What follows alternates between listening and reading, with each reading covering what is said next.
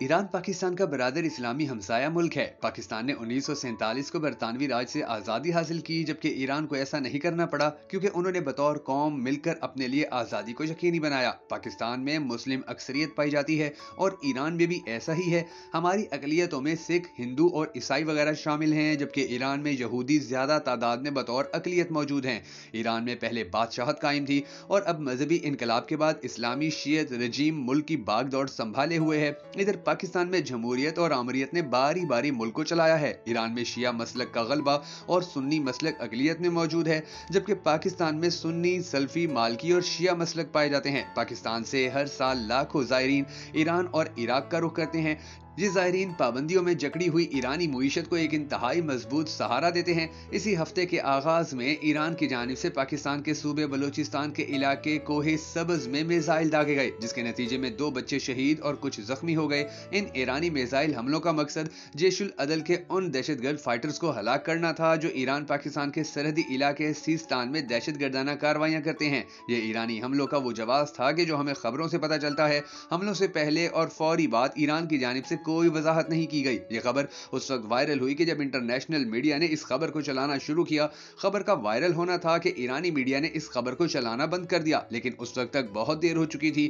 जैशुल अदल का मतलब इंसाफ की फौज है, जो पाकिस्तान के सूबे बलोचिस्तान और जनूब मशरकी ईरान तक फैली हुई है। ये अस्करियत पसंद गिरोह पुरतशद्दुद कार्रवाइयां करता है और ईरानी सिक्योरिटी फोर्सेस को निशाना बनाने और खुदकुश बम धमाके करने में मुलविस है। इसका एक एलानिया मिशन है कि ईरान का सूबा सिस्तान और बलोचिस्तान को काट कर एक आजाद बलोचिस्तान का कयाम अमल में लाया जाए। ये ईरान में कुर्द अलहदगी पसंदों के साथ तामुन करते और पूरे मशरिक वुस्ता में सुन्नी तंजीमों के दरमियान हामी तलाश करते हैं। इनकी हरकतें दोनों तरफ कशीदगी को भड़काती हैं। तेहरान और इस्लामाबाद ने इन्हें दहशतगर्द करार दिया है। अगर ईरान को इस गिरोह से शिकायत और मसाइल हैं तो पाकिस्तान को भी ईरान से शिकायत हैं। इसमें सबसे बड़ा मसला ईरानी सरहद का है कि जहां कुलभूषण यादव पाकिस्तान में कार्रवाइयां कराता रहा, उसके अलावा जनरल सलमानी भी था जो कि पाकिस्तानी सिक्योरिटी फोर्सेस को खुलेआम धमकियां देता रहा। पाकिस्तान ने इन मिसाइल हमलों के जवाब में शदीद अल्फाज में मुजम्मत की।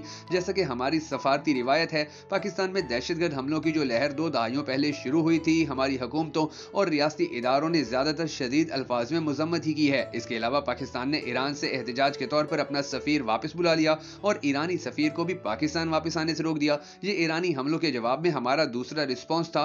पाकिस्तान ने इन ईरानी हमलों को सफारती इस्लामी बरादर मुल्कों और 2 तरफा ताल्लुकात को सबोताज करने की कोशिश कहा। नेज़ पाकिस्तान ने अपनी फिजाई हदूद की खिलाफ वर्जी का अलहदा एहतजाज भी रिकॉर्ड करवाया और ईरान के 7 मकामात पर जाकर बमबारी की। अब सवाल ये पैदा होता है कि ईरान ने ऐसा क्यों किया और ईरान ने इन हमलों से पहले पाकिस्तान को आगाह क्यों नहीं किया। इन सवालों के अहम जवाब आज के इस वीडियो में हम आपको देने जा रहे हैं, मगर कमेंट सेक्शन में ईरान को मुंह तोड़ जवाब देने वाली हमारी पाक फौज से इजहार मोहब्बत करने के लिए कमेंट सेक्शन में पाक आर्मी जिंदाबाद जरूर लिख दीजिएगा। मैं हूं शकील हैदर और आप देख रहे हैं भकर नेटवर्क वीडियोस। नाज़रीन, इन हमलों से पहले ईरान की जिम्मेदारी बनती थी कि वो पाकिस्तानी हुकाम से मशावरत करता या दहशतगर्दों की मौजूदगी की इत्तला को कंफर्म करता, लेकिन ईरान ने बतौर एक इस्लामी हमसाया मुल्क अपनी जिम्मेदारी नहीं निभाई। इस गैर जिम्मेदाराना और इंतहाई गैर संजीदा हरकत पर पाकिस्तान की जानिब से एहतजाज बनता था। पाकिस्तान ने ईरान इनकलाबी रजीम को इन हमलों के नताइज भुगतने का भी जिम्मेदार करार दिया है। मुस्तकबिल करीब में अगर इन हमलों के जवाब में पाकिस्तान कोई अस्करी कदम उठाता है तो ईरानी रजीम ही इसकी जिम्मेदार होगी।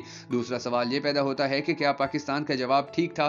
क्या यह जवाब बिल्कुल उतना ही वजन रखता है जितना ईरान ने खिलाफ वर्जी की? क्या पाकिस्तान को ईरानी हमलों के जवाब में मिसाइलों के अलावा मजीद भारी हथियारों से जवाब नहीं देना चाहिए था?